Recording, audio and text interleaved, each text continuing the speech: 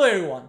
As you probably already know, we often brag about the ease of using Prisync web dashboard, which is also immensely praised by our users worldwide. I mean, check out our reviews across all sorts of platforms if you don't believe me. However, still, in some cases, some users of Prisync prefer playing it their own way instead of our way. I mean, like some legendary managers and winner teams preferred no false nines, no diamonds, no gegenpress, or all those fancy stuff but simply won all the trophies with a good old 4-4-2. In our context, our user's way could be the good old Excel spreadsheets.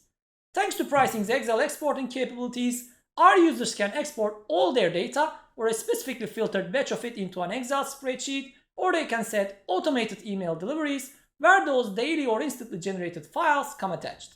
By doing this, our users can simply merge the mission-critical competitor pricing data with other vital data that businesses might be internally storing in other Excel spreadsheets. For example, SKU level sales performance, conversion rates, or maybe CPC costs per each item in a list.